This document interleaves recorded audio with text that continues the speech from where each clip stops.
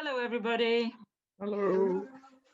Welcome to our Leicester online travel talks. It's a rather dull, rainy day here, but we had a fabulous day yesterday, so I suppose we have to not complain. Um, it's really great to have Wendy back with us. She's been such a stalwart for us at Travel Talks, and this talk is going to be, they're all special, but this one is, I think, Wendy's first main traveling experience, adventure of her retirement days. So, and she shared so many of those wonderful talks with us. So we're really, really pleased, Wendy. Thank you very much for coming back to us this morning. Thank you to everyone joining, and including those of you who are watching on YouTube. Don't forget to like and subscribe to our channel. Okay, so over to you, Wendy. Thank you. Right, slideshow. As you know, I'm a supporter of Send a Cow, so all the donations from my talks go to Send a Cow. Now, 2004, time for me to retire. I'd had one acting headship and two headships in Leicestershire. I was head of Fleckby Primary School, thoroughly enjoyed all of it, every minute of it, but it got to the point where I'd said I would go at 60. So gave in my 2 terms notice properly, and then suddenly I got cold feet. And it wasn't helped by the fact that one of my colleagues, I'm sure she was meaning to be kind, we were talking about retirement, and she said, yes, it's really strange. Do you realise this week you're Mrs. Martin, head teacher, but soon you'll just be Trevor's wife? And it cut me to the quick. I thought, do I really want to be just Trevor's wife? Anyway, I had some very good advice from 2 of my friends who'd retired before me. One of them said, when it's time for school to go back, make sure you're well out of the way. Go to the other side of the earth if you can, and don't come back till school is back and school is settled. So I thought that was good advice. And another friend said, oh, you'll be all right. Make a list of all the things you want to do. So I got my notepad and wrote down 60 things I wanted to do in retirement. Some of them were very simple, like we were redesigning the garden. So dig out 3 ponds, plant a silver birch, all that sort of thing. I don't ever remember writing down travel around the East Midlands, doing talks about various things, but there we are. Anyway, I got my list of 60 things, never did finish it because I kept putting things on the bottom. Every time I crossed something off, I put something else on. And then a friend said to me, oh, you don't want to bother with that. Just decide you're never going to turn down an opportunity. And I thought, well, that's good advice. I'll stick with that. So we had decided that one of the things we were going to do was visit New Zealand. We'd never been before. Trevor was still at work, so we knew we didn't have time to do both islands. So we decided we'd go to South Island. And we started planning that. Another thing I'd planned to do was become a Send a Cow ambassador. I'd signed up for that. That was going to be in November of that year. And I booked to go on the Great North Run. So plenty to look forward to, but nevertheless, it was so traumatic leaving school. So farewell to Fleckney. We had lots of events leading up to my retirement. We'd had Send a Cow in, we'd had Sandra Herbert in to talk to the children, and that had really taken off. We'd raised quite a lot of money, and of course that's how I got involved. And when we had my retirement service in Fleckney Church, the collection from that went to Send a Cow. So I was really proud of that. And then the last 3 weeks came and my feet didn't touch the ground. We had parties, we had dinners, we had all sorts of celebrations with the children, with the parents, with the governors. And here I am. I'm sorry about these faces being blocked out. They seem to have moved. The faces were blocked out. I'll have to do that carefully. But anyway, this was my retirement party. This was my lovely deputy, I had to block the faces out because I haven't got permission to use them. But David was lovely. He was very, very good. And these are two more heads. That was these were the two heads previous to me. Then David, who was taking over, and the other David, who'd been deputy to all of us. A brilliant deputy, but he had no wish to be a head for some reason. So he supported all of us brilliantly. And then it was time to go, but not quite, because I was still a key holder. And so I had to make arrangements with David towards the end of the summer holidays. I had to go over to Fleckney and hand over the keys to him. So I did it. I managed that all right, and then sobbed all the way home in the car. But that's another story. So this is one of the leaving presents I was given. It was a beautiful montage of all sorts of things. There's me in my wetsuit on the Isle of Wight with a group of children. That's me in the playground, all sorts of pictures of school. And they had asked Trevor if he would provide some pictures from home of our holidays and our family and things. So that's one of me on some promontory on Mount Kenya, I think, wasn't it? And then there are, that was the Millennium celebrations at Fleckney in my evening dress, my daughter with me, and Trevor had provided two of one of my grandchildren. One there, she was very premature, so that was when she was just born, and that's when she's about 5. But for some reason, he hadn't thought too much about it, and he hadn't included my other granddaughter.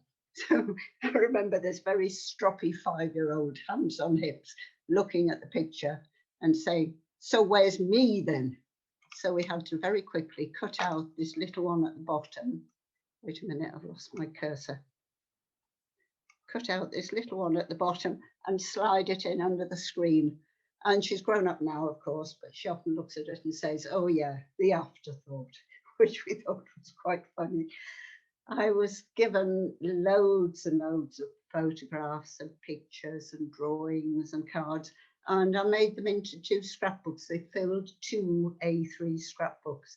And when I decided to do this talk, I got them out and spent a very happy couple of hours looking through my scrapbooks. And this was one of the pictures that I was sent. The children obviously knew exactly what I was going to do with my retirement. I had been given a bike as a leaving present. So that was a lovely picture. I've got another one of me on my bike, a lovely picture, but it says Mrs. Martin ridding her bick, which teachers will be familiar with, but I didn't think it did much for my reputation as a head teacher, so I didn't use that, but it's a lovely picture. And then another one, and I love this. To Mr. and Mrs. Martin, when you get to the top, wave to everyone. And then when you get to the top of the mountain, smile. Please do not fall. And this one in the middle I thought was delightful. To Mr. and Mrs. Martin, please do not run at the top of the mountain because you will fall. So take some plasters with you. So every time we climb a mountain now, we have to wave and smile at the top and make sure we've got plasters. And the picture, look at those crampons, absolutely wonderful.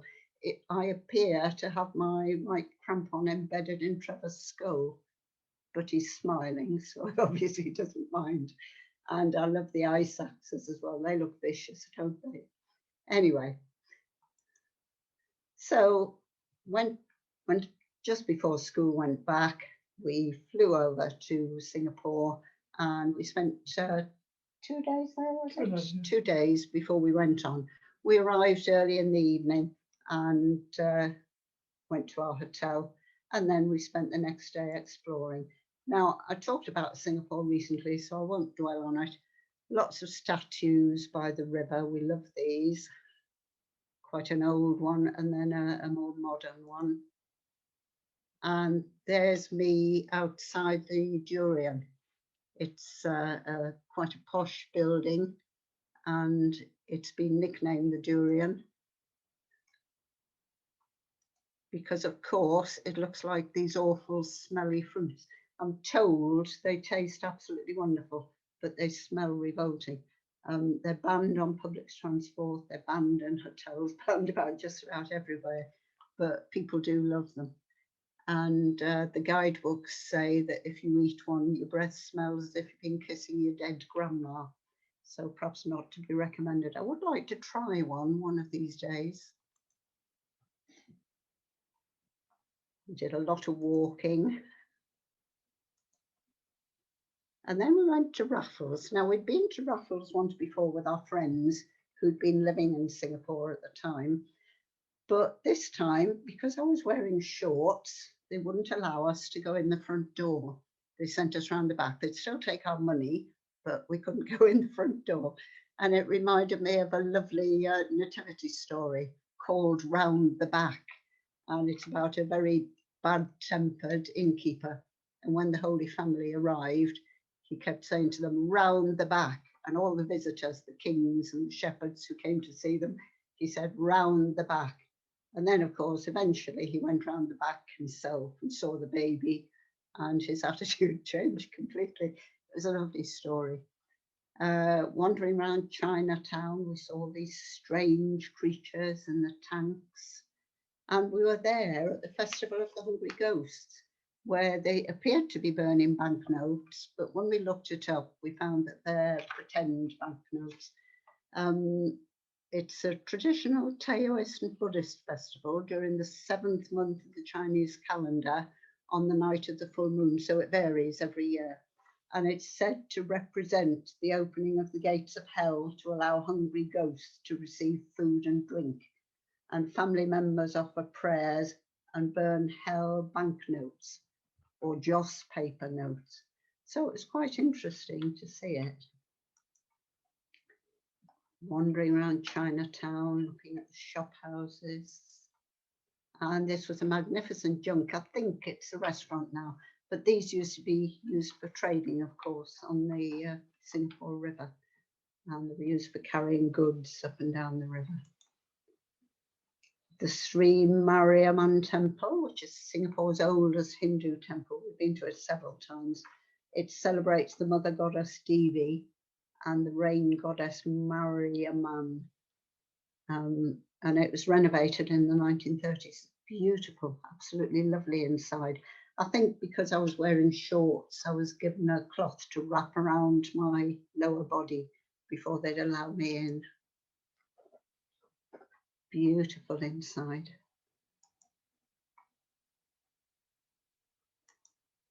And then we were off to Singapore. And this was our first view of South Island from the plane. And I immediately thought, goodness, have we brought enough warm clothes? Because, of course, we'd just come from Singapore, which was quite warm. Now, when we got there and got to the airport, they paid great attention to our boots and crampons and ice axes.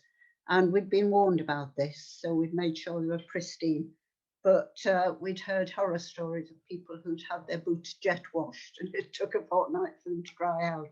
And it's because, of course, they don't want to bring any contaminants into the country. Because it's a farming country, they have to be very careful about that. So we made sure that our boots were absolutely pristine, and that was okay. And they were checking carefully for people bringing food in. They had sniffer dogs there. And any food you brought in from a packed lunch or from the plane, you had to leave behind. You weren't allowed to take anything like that in. We were met by a lovely couple, Leslie and John Rusk, and they picked us up and took us to their home in Christchurch. So this is the map we use. We have lots of books and things about New Zealand, which if we were doing a face-to-face talk, I'd have on display, but we can't here. So we flew into Christchurch, and I'll just give you a very basic idea of our route. We went up to Arthur's Pass, sorry, back down to Christchurch, where we picked up our campervan, Hanma Springs, Kaukora, round to Blenheim and Nelson, up the Abel Tasman, down here, where I believe Trisha's daughter lives, down to Greymouth, and then across the House Pass and down to Wanaka. I've lost Wanaka. Down here somewhere. Oh, here, sorry. Yes, so that was our route. We stayed in this lovely B&B with the couple who'd picked us up from the airport. They were lovely, but they had no central heating and it was jolly cold. So at night we got very, very cold, but very hospitable. They gave us a lovely book about Christchurch and gave us lots of information. And these were the books we used. This was the South Island. We picked it up somewhere. It was a free one. And the Lonely Planet guide. We've got loads of Lonely Planet guides, which we use. I think, I've got a feeling it was given to me as a present when I left school. And into Christchurch. And of course, we went before the dreadful earthquake. Beautiful building, beautiful inside. And we weren't allowed to take photographs inside, I seem to remember. So I managed to find these absolutely lovely inside. And then on the 22nd of February 2011, much of the building was destroyed. Two of our friends were actually in South Island at the time, not in Christchurch, fortunately, but they spoke about how devastating it was. They had to go back to Christchurch, of course, to fly home. And they said how dreadful it was. And I looked it up to see what was happening with the cathedral, if it had been rebuilt. And apparently there's been lots and lots of controversy about it. Some people thought it should be knocked down and a more modern building put in its place with earthquake protection. And so there's been lots of toing and froing, lots of argument, lots of money spent. But it's now been started, and the family decided on a restoration with seismic strengthening. They started last year and it'll be completed by 2028, and it's costing approximately £154 million. So quite a devastating thing to happen. And we went to the Canterbury Museum, lovely place. And again, we weren't allowed to take photographs inside. Maori artifacts. There was a Hall of Antarctica, dioramas of New Zealand history, fascinating place. And the thing that fascinated me most, in one very dark room, there was a sort of run like a chicken coop with kiwis in it. It was very dark. They were lit by infrared lights, was it? Infrared lights, and because they're nocturnal. And these kiwis were in there, which I found fascinating. And again, I've looked up kiwis and found out a bit about them. As I said, they're nocturnal and they're endemic to New Zealand. There are various types, mostly nocturnal. Apparently some of them aren't. The subtropical, and temperate tropical areas. And they have a highly developed sense of smell. Oh yes, in this one, sorry, you can't see it, this is in the way, but there is actually a hole in a nostril in the end of the beak, and they're the only birds that have that. And it enables them to smell insects and worms underground. And of course, they've got very strong claws for digging. It appears that the male incubates the eggs once they've been laid, he sits on them, but the female, because the egg is so big, the last few days before she lays the egg, she can't actually eat. She has to fast because the egg is so big it doesn't allow any food into her stomach. The feathers are used, or used to be used, by the Maori for ceremonial cloaks. Maori tradition believes that the kiwis were under protection of the gods of the forest. They were used as food, and the feathers used for these ceremonial cloaks. And that still happens today. They still gather the feathers, but only from birds that have died naturally. And there you can see the size of the egg and the size of the poor female. So we spent a couple of days wandering around, and we went to the gondola and we flew across to Mount Cavendish, which is in the Port Hills. Wonderful views of the city and the harbour, and we could see the Alps in the distance. Absolutely stunning. And after our 2 nights, oh yes, we walked back through the Hagley Park. Our place we were staying was quite near to Hagley Park. Beautiful place, right in the centre. And then we went to Arthur's Pass. John and Leslie took us to the station and we caught a train. I don't know if anybody saw it. There was recently a television programme about the train up to Arthur's Pass, one of those scenic railway programmes. And it's got quite an interesting history, beautiful views. And it's the Transalpine train. It goes right across the country from Canterbury to Greymouth. We were only going as far as Arthur's Pass and then coming back again.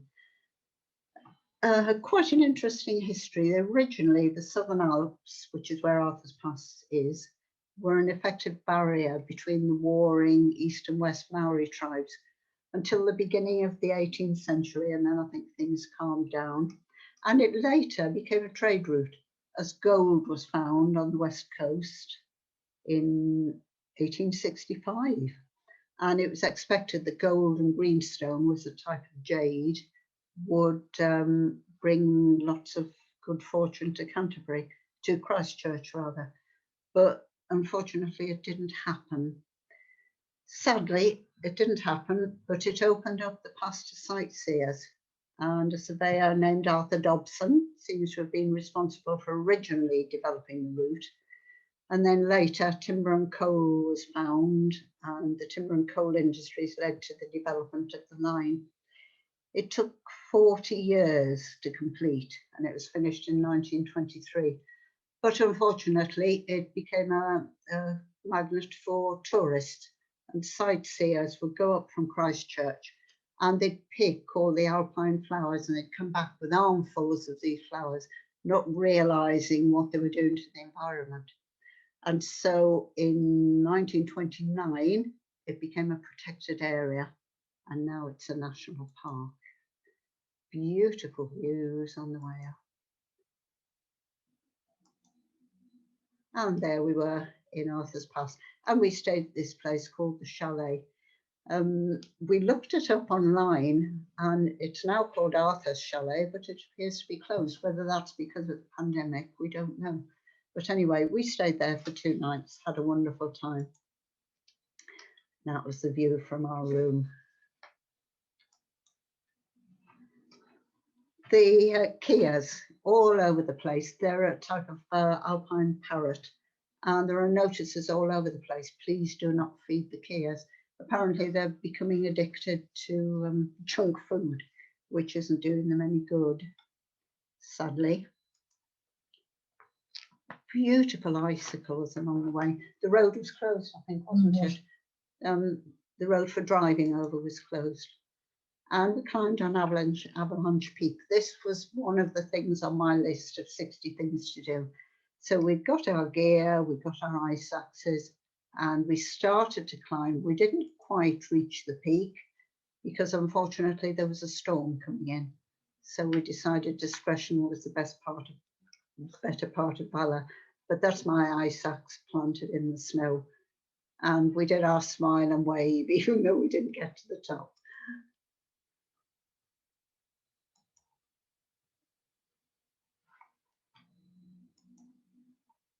And then we had to come back down, and the road was closed. You can see there was lots of ice and snow there. Beautiful icicles again by the road.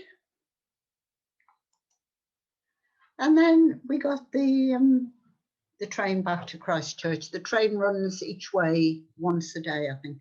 So back to Christchurch, and we visited the Antarctic Centre, which is quite near the train station. And this was absolutely fascinating. A tracked vehicle used for Antarctic transport. I read on the internet that they now have huskies and penguins there, but we didn't see them, so there must be a new edition. This was 17 years ago, of course. And we had a ride in one of these Hadlon tracked vehicles, which they use in the Antarctic.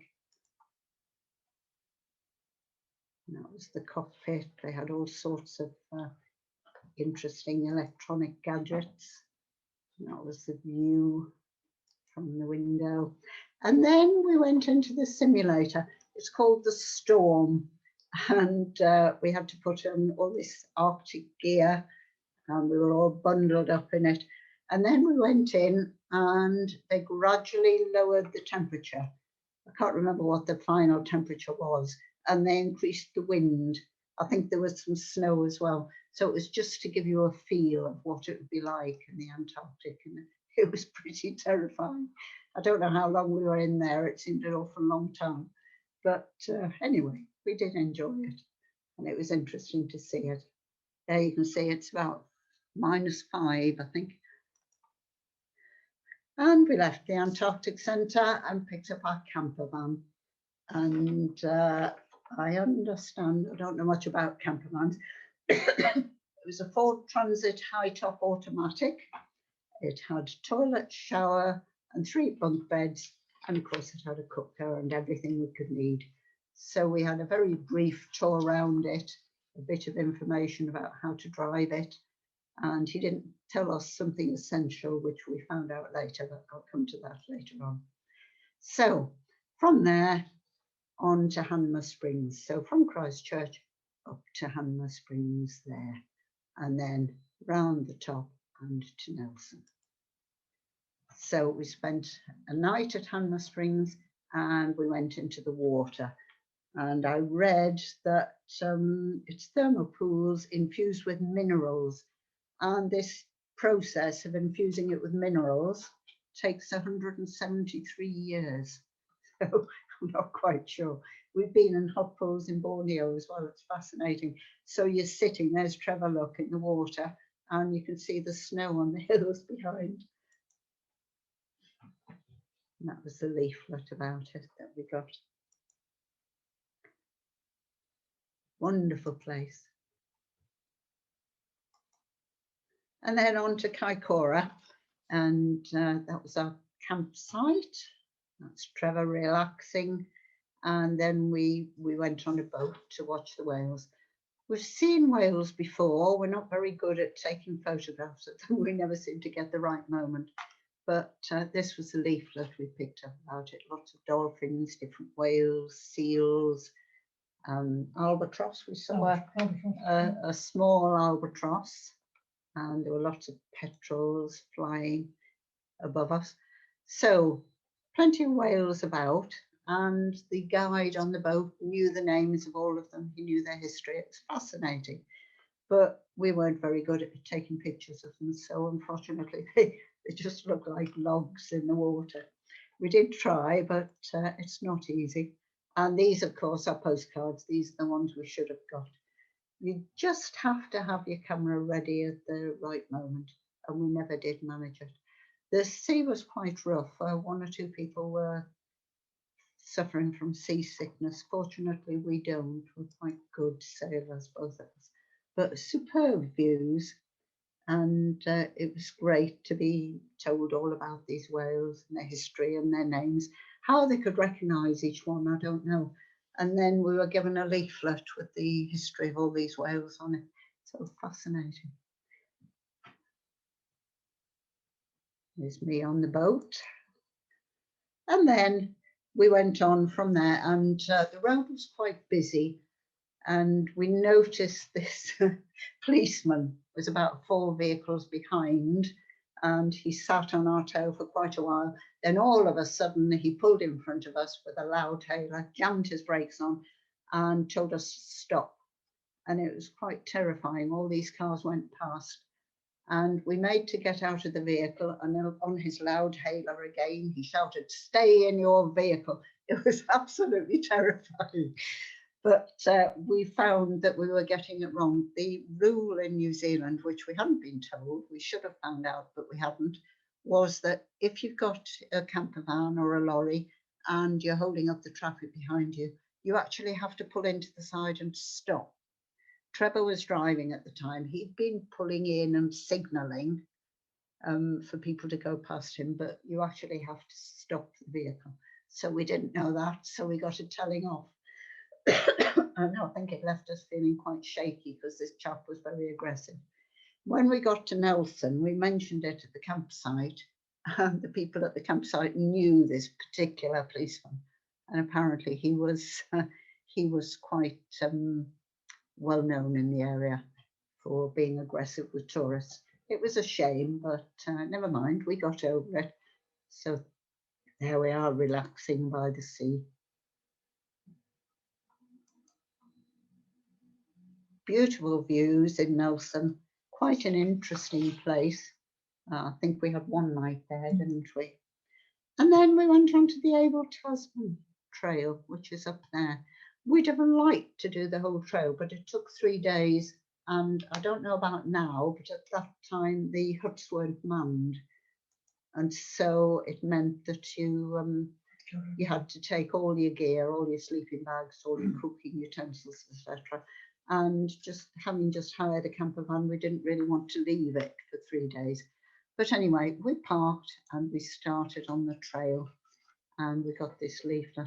Absolutely fascinating vegetation. It's where Trevor developed his love of tree ferns. And as soon as we came back, he got a tree fern for his birthday, which is in our garden now. It's a fascinating trail, very easy to follow. And it's got quite a history. Lots of tree ferns and silver ferns. I'll talk about the silver fern in a minute. And the Abel Tasman, the person it was named after, was a European sailor who anchored his 2 ships there in 1642. But of course, Maori people had been living there for many, many years beforehand, at least 500 years. And the national park was formed in 1942 after a conservationist from Nelson became concerned about the amount of logging that was going on and destroying this beautiful place. And here's a silver fern, the emblem of New Zealand. The underside is not silver, it's more white, but apparently it's used as a useful aid in navigating paths in the dark. And it's the All Blacks symbol. And it reminded me of the time we were in London when the All Blacks were there playing. And we were walking along the South Bank, and they had a marquee in the grounds of the Tate. And they gave us these VIR virtual reality headsets, so we could experience the haka close up. Absolutely terrifying, it was right in your face, but it was wonderful. So on from the Abel Tasman down to the Buller Gorge, which has got an amazing swing bridge high over the rapids. We walked on the swing bridge, which swayed alarmingly. There it is. And then I had a ride on the Comet Line. You have to do these things when you're 60, don't you? So there I am, hovering in midair on the Comet Line. And it was quite dramatic. And then on to Pancake Rocks, and this stunning rock formations on the coast. Apparently they're limestone rocks shaped by earthquakes, erosion and wave action, and they look like stacks of pancakes. You can't see it very well from that photograph, but they do. And when conditions are right, apparently it's at high tide, the waves come surging up through the holes, and the water is forced up through blowholes to shoot right up in the air. We didn't see that, did we? We weren't there at high tide, but it must be amazing. Anyway, wonderful rock formations, and quite close to where Trisha's daughter lives, so I guess Trisha's seen them quite often. And you can see the stacks there. When I first looked at this photograph, I thought the picture was fuzzy, but it's not. It's the actual lines in the limestone. And there you can see the water surging through. And then further down onto the Fox Glacier with a guide. He took one look at our crampons and said, no, you can't use them because they've got front points on. And so we had to hire crampons from him. But he was very knowledgeable, gave us a lot of information about the glacier. and it was good. We spent quite an enjoyable, wasn't a whole day, was it? Half a day, I think, walking on the glacier. And that was a postcard of people walking on it. They appear to be roped. We weren't roped when we did it. And there you can see the snout of the glacier. And then we went on a helicopter up around Mount Cook on the Franz Josef Glacier. Amazing views, terrific. There's Trevor in the front seat as we set off.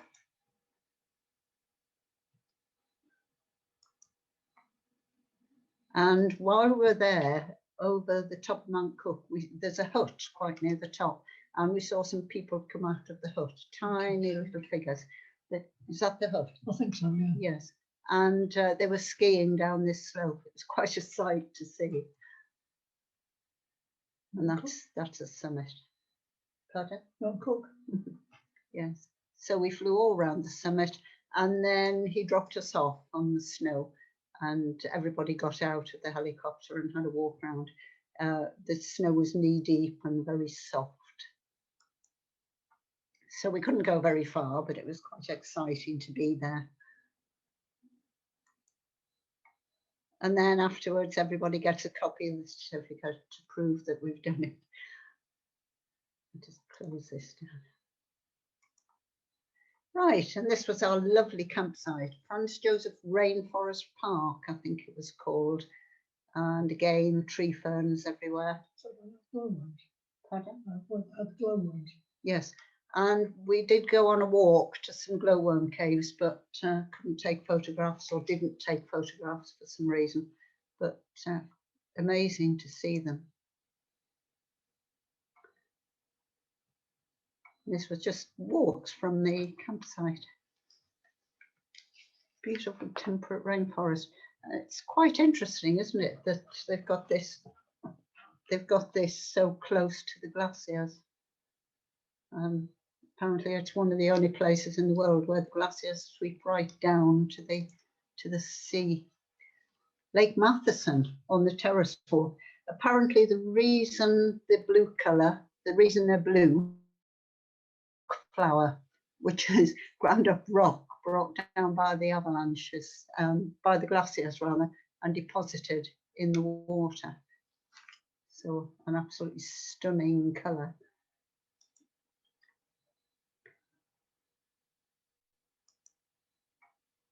More tree ferns, yes.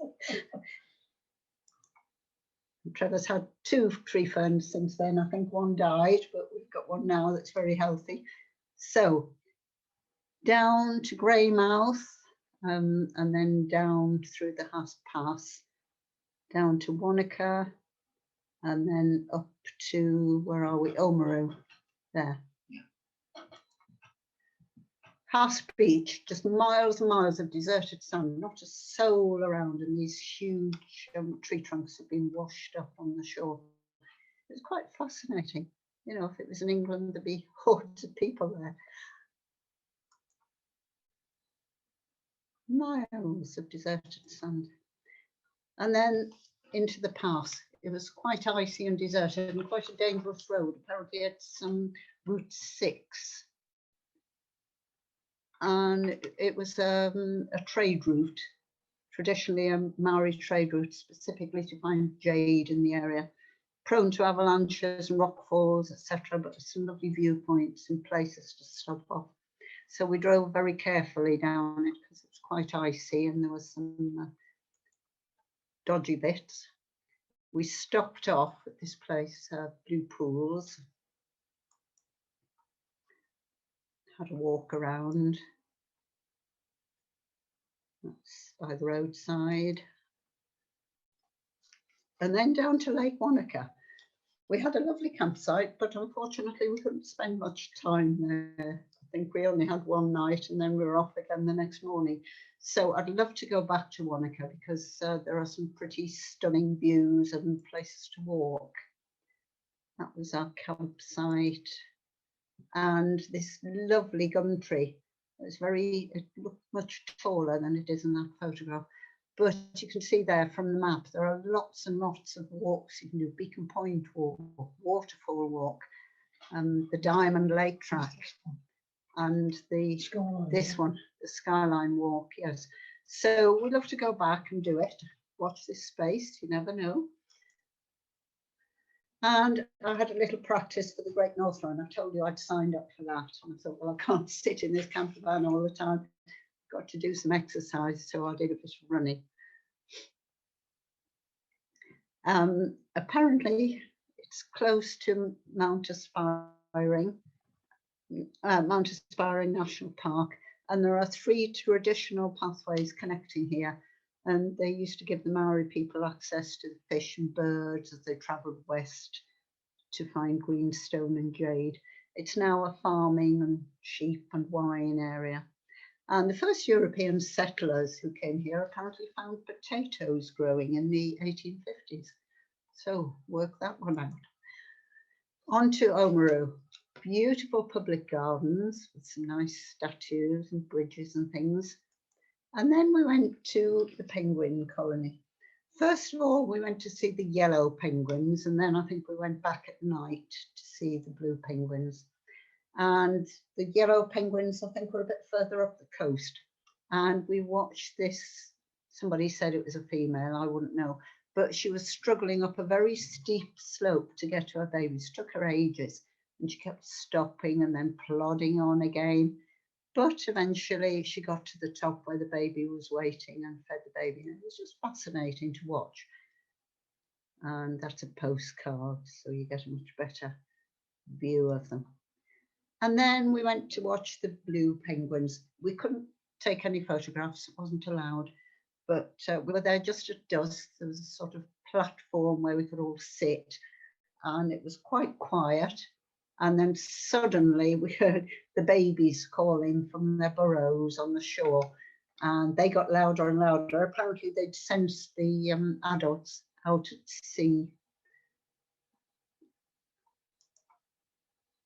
And a group of penguins out at sea is called a raft. They were very noisy, they were calling, and it got louder, of course, as they got closer to the shore.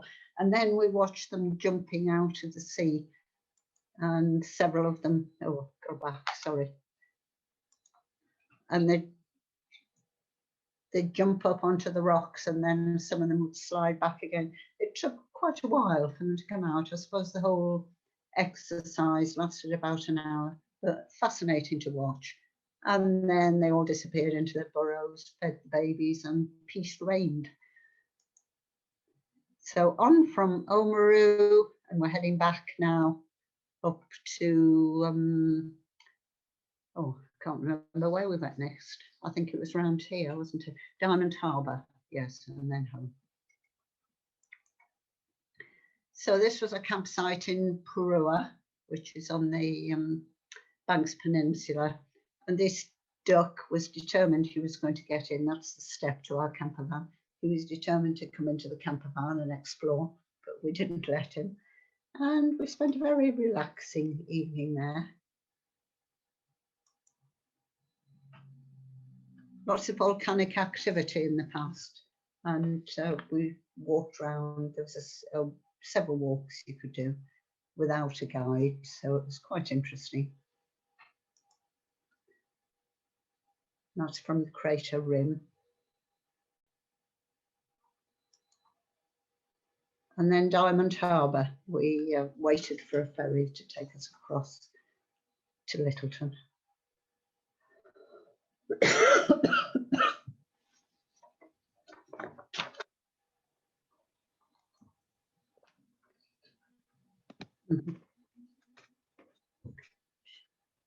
Yes, so across on the ferry to Littleton, where we spent quite a while walking around.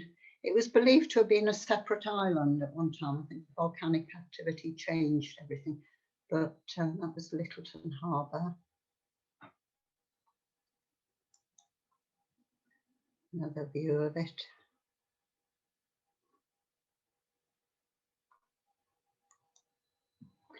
And then back to Changi, and this time we stayed in the airport. We didn't go anywhere else.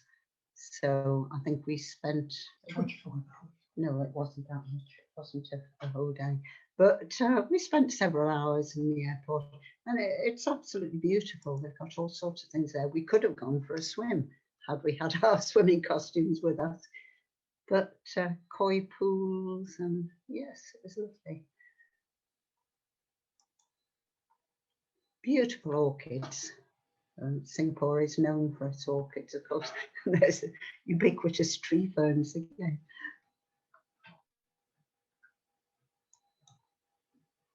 And then after that, the Great North Run. So 19th of September, we've been back about a week, I think, and it was my first time on the Great North Run. And somebody told me to put my name on my T-shirt. She said it would make a big difference. I was supporting rainbows when I did this. So I had my name on my T-shirt, and all these Geordies were shouting at me, and it was lovely. It really made me laugh all the way through. I didn't do a particularly good time, but I was just pleased to be doing it and to be there and taking part.